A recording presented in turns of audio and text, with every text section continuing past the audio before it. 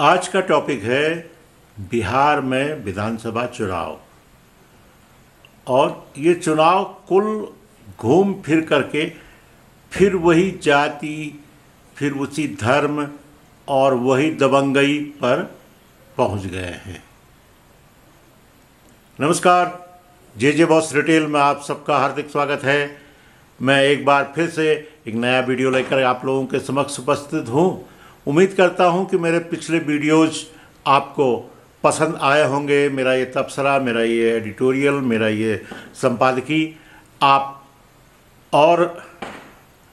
आपको अच्छा लग रहा होगा, इसे शेयर भी कर रहे होंगे। और जिन भी व्यूअर्स ने अब तक जे बॉस रिटेल को सब्सक्राइब नहीं किया है, कृपया सब्सक्राइब कर लें। आइए शुरू करते हैं। बिहार विधानसभा के चुनाव हैं 2025 वाले, और बिहार में विधानसभा सीट है 243 और सभी सीटों पर चुनाव हो रहा है। बिहार में 2 चरणों में मतदान होना है, 6 नवंबर को और 11 नवंबर को, और इसके मतगणना होनी है 14 नवंबर को। और 14 नवंबर की शाम तक पता चल जाएगा कि कौन कितने पानी में है और जनता ने किसको कितना प्यार किया है, कितनी मोहब्बत की है और कितना भरोसा किया है। अब बिहार में कुछ दिन पहले तक तो ये था कि राहुल गांधी गायब हो गए हैं। ये वही था कि माहौल बना के जमा गायब हो गई। तो जब शुरू में विधानसभा के चुनाव डिक्लेयर नहीं हुए थे, तब वोट चोरी का एक पूरा मुद्दा लेकर के 16-17 दिन तक तेजस्वी यादव के साथ में आरजेडी के जो राष्ट्रीय अध्यक्ष हैं, या सर्वे सर्वा कहिए, लालू जी तो अब एक किनारे में हो गए हैं, तो तेजस्वी और राहुल गांधी ने यात्रा निकाली थी। तब भी लोग बाग इस पर थोड़ी शंका जता रहे थे कि भाई हमारा वोट तो है। उसी दौरान वहाँ पर एसआईआर भी शुरू हो गया था, यानी कि जो गहन जांच है मतदाताओं की वो शुरू हो गई थी।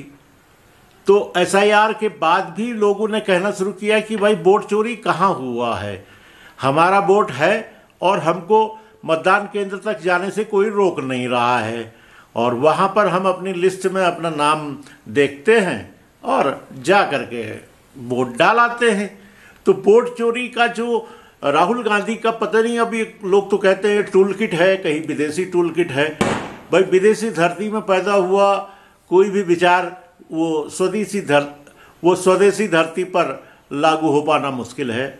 विदेशियों के अपने अलग आचार विचार व्यवहार हैं, तो अपने भारत देश के आचार विचार अलग हैं।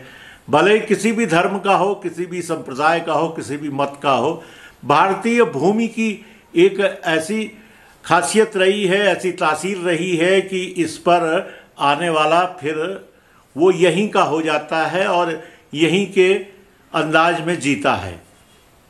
तो पहला जो राहुल गांधी ने एक मुद्दा उठाया था वोट चोरी का, तो वो वोट चोरी वाला तो फुस हो गया। उसके बाद 1.5-2 महीना वो गायब हो गए। गायब होने के बाद बीच में उनका कोलंबिया का दौरा और कहीं बैंकॉक का दौरा, कहाँ और किसी विश्वविद्यालय में उनका भाषण, ये सब चल रहा था। और इधर तेजस्वी यादव किसी तरह से उनका इंतजार कर रहे थे और ये भी चाह रहे थे कि भाई राहुल गांधी आ जाए तो अपने मुखार बिंदु से ये कहें कि हमारा जो महागठबंधन है इसके मुख्यमंत्री का चेहरा तेजस्वी यादव हैं। तो बहुत कहा सुनी के बाद तब जा कर के ये घोषणा हुई, लेकिन इस घोषणा के अवसर पर राहुल गांधी खुद मौजूद नहीं थे। तो बहरहाल महागठबंधन की जो पूरी रणनीति थी वो थोड़ा बहुत डिरेल होती दिखाई दी। इधर एनडीए गठबंधन यानी कि बीजेपी, जेडीयू और हम पार्टी मांझी जी की और चिराग पासवान की लोक जनशक्ति पार्टी, इन चारों ने अपने सीटों का कमोबेश आगे पीछे करके एक अच्छा तालमेल बना लिया और जमीन पर काम करना शुरू कर दिया। अब स्थिति ये है कि एनडीए का अपना जो चुनावी अभियान था वो शुरू हो गया। उधर पीके प्रशांत किशोर थोड़ा बहुत जो कुछ सीटों पर लड़ रहे हैं, तो वहाँ पर वो लगभग उन्होंने अपनी रणनीति उन्होंने भी बनाई। वो वोट जीते या न जीते, लेकिन वोट काटने के हैसियत में ज़रूर हैं। और ऐसे ही सीमांचल में ये ओवैसी की पार्टी है। महागठबंधन की तरफ से अब तेजस्वी यादव उसके मुख्यमंत्री के प्रत्याशी हैं या मुख्यमंत्री का चेहरा है, तो उसके मुकेश सहनी जो हैं वो उप मुख्यमंत्री हैं। अब इसको लेकर के ओवैसी तंज कस रहे हैं कि 2.5-3% वाले जो ये मल्लाह हैं या मछुआरा समुदाय के मुकेश सहनी हैं, ये उप मुख्यमंत्री के रूप में अपनी घोषणा करवा सकते हैं। तो हम 17-18% के मुसलमान क्यों नहीं एक उप मुख्यमंत्री बनवा सकते हैं। तो ये अब महागठबंधन के अंदर की जो चीज़ों को लेकर के है, तो विपक्ष में जो अन्य लोग हैं जो बीजेपी के अगेंस्ट हैं, तो उनमें भी एका नहीं है, उनमें भी इस तरह की बातें निकल रही हैं। और इधर एनडीए की तरफ से कुछ दिन तक थोड़ा बहुत हिला हवाली रही कि मुख्यमंत्री का चेहरा स्पष्ट रूप से बताया नहीं गया, लेकिन शुरू से ही ये था कि नीतीश कुमार मुख्यमंत्री हैं, इन्हीं के नेतृत्व में चुनाव लड़ा जाएगा। लेकिन बीच में ये एक बयान ये भी आ गया कि अभी मुख्यमंत्री का कोई वैकेंसी है नहीं, और इस पर बाद में वो करेंगे, विचार विमर्श करेंगे, और तब जो है विधानमंडल दल के नेता इसका चयन करेंगे। तो इससे नीतीश कुमार की पार्टी में थोड़ी सी सुगबुगाहट हो गई। लेकिन अब तो बिल्कुल स्पष्ट है, अब उत्तर प्रदेश के मुख्यमंत्री योगी जी और वो जायसवाल जी, अन्य सभी लोग अब इनका नाम ले रहे हैं नीतीश कुमार का, और बार बार ले रहे हैं, कह रहे हैं कि इनके नेतृत्व में चुनाव लड़ा जा रहा है। अब चुनाव जो है कि जो पहले कहा जा रहा था विकास के कार्यों में होगा और विचारों पर होगा, उसूलों पर होगा, वो धीरे धीरे धीरे आते आते वही जो है धर्म, जाति, मजहब और अपने अड़ोसी पड़ोसी और इसके अलावा जो मसल पावर वाले हैं, महाबली हैं, वहाँ तक आके एक ट्रेडिशनल उसमें आ गया है। अब हो सकता है इसकी तासीर यानी कि इसकी इंटेंसिटी थोड़ा सा कम हुई हो, इन जो परंपरागत तरीके से जिस तरह से चुनाव लड़े जा रहे थे, इसकी इंटेंसिटी में थोड़ी कमी आई हो। लेकिन अभी भी बिहार में तो स्पष्ट रूप से दिख रहा है कि अगले 10-5 चुनाव तक इसका दूर हो पाना आसान नज़र नहीं आता है। जो लोग कहते हैं विकास कार्यों को लेकर के है भी, आप देखिए मतदाता भी, अगर विकास किसी मंत्री ने, किसी मुख्यमंत्री ने या किसी राजनीतिक दल ने विकास किया है, तो ये भी संभव है कि अगले चुनाव में वो पलट के ना आ पाए, क्योंकि जनता भी इसका रिस्पॉन्स बेहतर नहीं देती है जो ओवरऑल होता है। तो बिहार में लगभग अब 6 तारीख का मतलब है कि 4 की शाम को पहले चरण के लिए ये चुनाव प्रचार समाप्त हो जाएगा, और 2, 3, 4 3 दिन का समय बच गया है। आज तो पहली तारीख 1 नवंबर हो ही चुकी है। अब जो ये है कि अब अनाप शनाप आरोप प्रत्यारोप भी लगेंगे, और अब जैसे पिछले दिनों में ये रहा है कि जब सीमांचल की तरफ गए हैं तेजस्वी यादव, इन्होंने वहाँ पर क्योंकि उस क्षेत्र में ओवैसी की पार्टी का जो थोड़ा सा वहाँ पर दबदबा दिख रहा था, तो क्योंकि पिछली बार वो 5 विधायक जीत करके आ गए थे, हालांकि बाद में 4 विधायक तेजस्वी की तरफ चले गए, लेकिन ये था कि ओवैसी की पार्टी का वहाँ पर दबदबा, वहाँ पर प्रभुत्व कुछ है सीमांचल में विशेषकर। तो इसके काट के लिए तेजस्वी ने कहा कि हम अगर सत्ता पर आए तो वक्फ कानून बिल को हम कूड़े में डाल देंगे, आते ही शपथ ग्रहण करते ही सबसे पहले उसको फाड़ के फेंक देंगे। अब इसके कोई मायने नहीं है, इसी बात को ओवैसी जाके कह रहे हैं, भाई ये तो संसद ने, भारत की संसद ने इस कानून को पारित किया है, कोई राज्य सरकार का पारित किया हुआ नहीं है। इसलिए तेजस्वी यादव कैसे इस कानून को जो है उसको फेंक सकते हैं या रद्द करवा सकते हैं।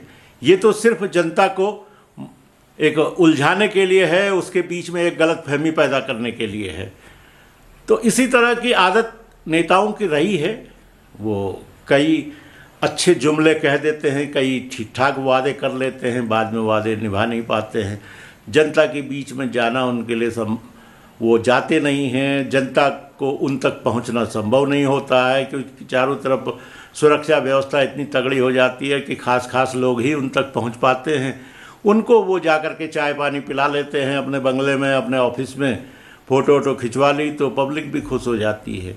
आम पब्लिक के पास में वहाँ तक की पहुँच नहीं होती है, और आम पब्लिक के पास में आंदोलन करने की भी कोई क्षमता नहीं होती है। कि ये नहीं कि बीच में जाकर के आंदोलन कर लें, भाई आपने अपने जो चुनावी वादा किया था उस घोषणा को पूरा करो, जिस तरह से वर्बेटिम आपने जो कहा था उसको पूरा करना चाहिए। ये नहीं कि खाली एक तरीके से शगुन के हिसाब से, यानी कि संकेतात्मक अगर उसको आप पूरा कर रहे हो तो इसके भी कोई मायने नहीं है। अब योगी जी उत्तर प्रदेश के मुख्यमंत्री, वो बिहार में सीवान वगैरह जो गोपालगंज जो आसपास के ज़िले हैं यूपी बॉर्डर में और उधर मिथिलांचल में, वहाँ काफ़ी लोकप्रिय भी हैं। तो उन्होंने वहाँ उसी तरह से बातचीत की है कि हम हमारी सरकार आने पर जिस तरह से उत्तर प्रदेश में सुशासन चल रहा है, माफिया वगैरह को हमने दबा दिया है, वही काम वहाँ भी बिहार में भी करेंगे। तो एक माहौल ये कुछ इस तरह का माहौल है। लेकिन कुल मिलाकर के अगर ज़मीन में देखें तो जात का, धर्म का और जो मसल पावर है, और यहाँ तक कि चुनाव मतदान के पहली रात को जो लेन देन हुआ करता है, जो खाने पीने की व्यवस्था होती है, मीट मुर्गा और शराब दारू, तो इसका भी असर दिखेगा। ये भी कम नहीं है। हालांकि बिहार में शराबबंदी है। अभी उत्तर प्रदेश के एक बहुत बड़े मतलब भाजपा से संबंधित नेता जा रहे थे बॉर्डर में, उनके पास से बियर पकड़ ली गई। तो ये भी काम हो रहा है। कुछ नेता जा रहे हैं तो वो सिर्फ एक पर्यटक के रूप में भी जा रहे हैं कि भाई हमारी पार्टी ने कहा है या नहीं कहा है, अपनी हाजिरी लगानी है, चेहरा दिखाना है, कुछ दिन चलो मौज मस्ती कर लेते हैं। तो ऐसे भी लोग बिहार में जाकर के चुनाव प्रचार का काम संभालने की कोशिश कर रहे हैं। तो तरह तरह के लोग हैं। कुल मिलाकर के मैं जो कह रहा था, बिहार में आते आते वही बात हो गई जो हम पिछले चुनाव में देखते आते हैं। कहते हैं ना कि एक कहावत भी है, सब कुछ हम आपकी बात मानते हैं लेकिन पनाला यहीं गिरेगा। तो वो पनाला वहीं पर जाके गिरा है कि जातिवाद, धर्म का वाद, अड़ोसी पड़ोसी का वाद, अपने क्षेत्र का वाद, और जो एक मसल पावर है उसका वाद, कुल मिलाकर के चुनाव उसी जगह पर पहुंचा है। और तरह तरह के सर्वे आने लगे हैं। लोग बाग इस मौके का फ़ायदा भी उठा रहे हैं। टाइम पास भी करना है। फिलहाल इस सर्वे का कोई मतलब नहीं है, ओपिनियन पोल का कोई मतलब नहीं है। आप उलझने के लिए या खाली उसके लिए अगर कहें तो अच्छी बात है, या आपके पास बहुत समय हो तो इसको आप देखिए, टाइम पास करिए, क्योंकि होना हवाना जो भी है वो 14 नवंबर को पता चलेगा। और तब तक के लिए अगर हम कहें कि 46% के वोटों के साथ मुख्यमंत्री का चेहरा नीतीश कुमार के रूप में सबसे आगे है, 41% के साथ तेजस्वी दूसरे नंबर में है, 12-13% में सम्राट चौधरी हैं, तो ये इसका कोई मतलब नहीं है। कौन परसेंटेज बता रहा है, किसने बताया, कहाँ सर्वे हुआ, क्या वास्तव में मुख्यमंत्री, क्या वो अमेरिका की तरह से प्रेसिडेंशियल इलेक्शन है, वहाँ पर भी प्रेसिडेंशियल इलेक्शन में भी जो वो प्रतिनिधि जीतता है तब जाकर के उसको वोट मिलता है, वहाँ भी डायरेक्ट कोई ऐसा वोटिंग नहीं है, कहा जाता है कि डायरेक्ट वोट है। तो ऐसे ही यहाँ पर भी कोई वोट नहीं, कुछ नहीं। किसी को ये अगर गलतफहमी हो कि चुनावी विश्लेषण बहुत अच्छे होते हैं, भाई हम भी जाते रहे हैं तो विधानसभा सीटों में जाकर के कितनी विधानसभा सीटें हम कवर कर पाएंगे, कितने लोगों से हम बात कर पाएंगे, किस क्षेत्र में कहीं हो सकता है यादव बहुल हो, कहीं हो सकता है कुर्मी बहुल हो, कोई हो सकता है ब्राह्मण बहुल हो, कोई राजपूत बहुल हो, कोई मुस्लिम बहुल हो। तो किस तरह से इतने पिछड़ी जातियां, बिहार में तो अत्यंत पिछड़ी जाति तमाम लेयर वहां बिल्कुल प्याज की तरह से लेयर हो गई है। तो इसका कोई परिणाम जो भी आना है वो 14 नवंबर को 3, 4, 5 बजे शाम के से आपको मालूम होगा, और तब तक इंतज़ार करें। और आज इस वीडियो को यहीं पर समाप्त करने का समय आ गया है। अगले वीडियो में आपसे मुलाकात होगी, तब तक के लिए बहुत बहुत धन्यवाद। हाँ, अगर आपने जे बॉस रिटेल को सब्सक्राइब नहीं किया है तो कृपया सब्सक्राइब कर लें। हाँ, ये मेरा चैनल यूट्यूब में है, अगर आप फेसबुक में देख रहे हैं तो भाई आप यूट्यूब में जा कर के आपको इसके सब्सक्राइब करना होगा, तो आपके पास में नोटिफिकेशन भी आ जाएगी और आप मेरे नियमित वीडियोस, नियमित ये जो संपादकीय हैं, ये टिप्पणियां हैं, इनको आप देख पाएंगे। बहुत बहुत धन्यवाद, नमस्कार।